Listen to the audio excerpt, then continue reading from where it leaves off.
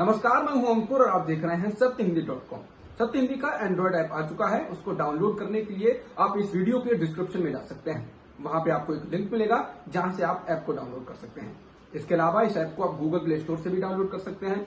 अब एक नजर डाल लेते हैं अब तक की खबरों पर। फरवरी 2019 में हुए पुलवामा हमले के बाद से ही खराब चल रहे भारत और पाकिस्तान के रिश्ते अब धीरे धीरे सामान्य होते दिख रहे हैं। काफी वक्त से मिल रहे ऐसे संकेतों के बीच दोनों मुल्क आज नई दिल्ली में सिंधु नदी से संबंधित स्थायी सिंधु आयोग की बैठक में शामिल होंगे। ये बैठक 2 दिन की होगी और इसमें इस आयोग में नियुक्त दोनों देशों के अफसर भाग लेंगे। खबरों के मुताबिक पाकिस्तान की ओर से भारत के 2 प्रोजेक्ट्स पाकलडुल और लोअर कल्लाई को लेकर आपत्ति जताई गई है और इन दोनों पर भी बातचीत हो सकती है। महाराष्ट्र के गृह मंत्री अनिल देशमुख ने सचिन वाजे के साथ मुलाकात को लेकर एक वीडियो जारी कर सफाई दी है। उन्होंने कहा है कि उनको 5 फरवरी को कोरोना हुआ था, जिसके बाद वो 5 फरवरी से 15 फरवरी तक हॉस्पिटल में थे। वहीं पत्रकारों के साथ प्रेस कॉन्फ्रेंस को लेकर उन्होंने कहा कि जब वो 15 फरवरी को अस्पताल से डिस्चार्ज हुए थे, उसी वक्त अस्पताल के गेट के बाहर पत्रकार उनसे सवाल पूछना चाह रहे थे, तो उन्होंने उसी वक्त पत्रकारों के सवाल के जवाब दिए थे और 15 फरवरी को वो नागपुर से प्राइवेट फ्लाइट के जरिए मुंबई पहुंचे और डॉक्टरों की सलाह के अनुसार 27 फरवरी तक घर में क्वारंटीन रहे।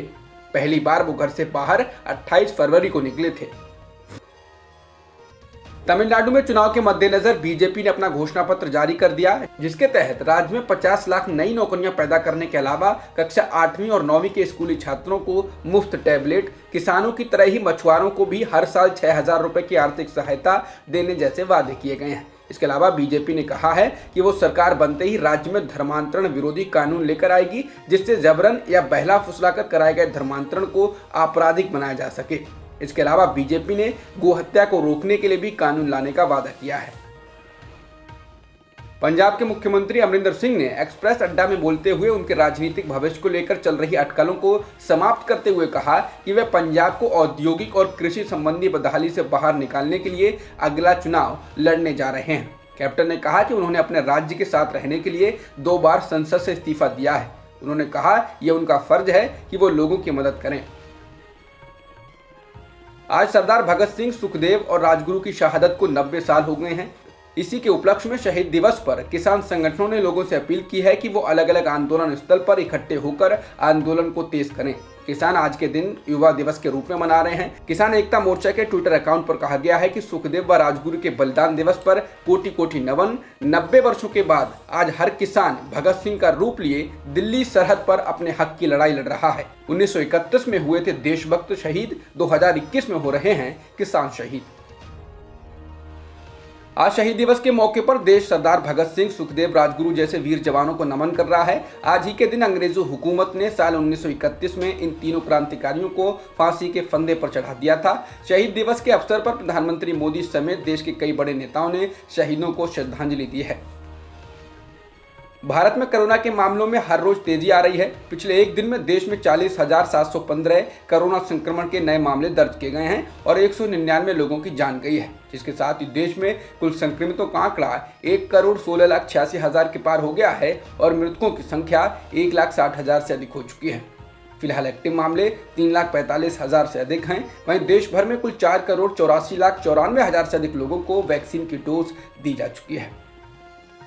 महाराष्ट्र में पिछले एक दिन में कोरोना के 24,645 नए मामले सामने आए हैं और 58 लोगों की जान गई है। इन 58 लोगों में से 40 लोगों की मौत सिर्फ नागपुर में हुई है। वहीं राज्य में अब कुल मामलों की संख्या बढ़कर 25,04,000 के पार हो गई और कुल मृतकों की संख्या 53,457 हो चुकी है। महाराष्ट्र में बढ़ते मामलों को देखते हुए पाबंदियां भी लगाई जा चुकी हैं।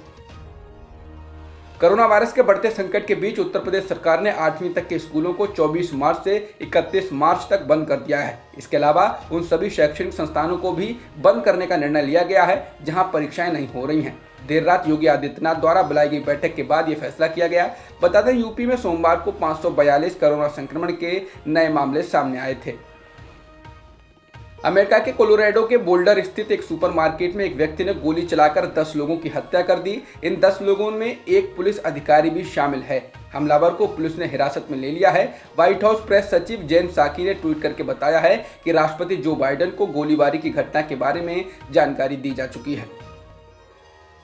भारत और इंग्लैंड के बीच आज 3 एकदिवसीय मैचों की सीरीज की शुरुआत हो रही है। पहला मैच आज पुणे के महाराष्ट्र क्रिकेट एसोसिएशन स्टेडियम में दोपहर 1:30 बजे शुरू होगा। कोरोना के प्रकोप को देखते हुए स्टेडियम में दर्शक नहीं होंगे। मैच खाली स्टेडियम में खेला जाएगा। भारत इस सीरीज से पहले टेस्ट और T20 दोनों ही सीरीज अपने नाम कर चुका है। अब तक की खबरों में इतना ही। बाकी खबरों के लिए बने रहिए सत्यहिंदी.com के साथ।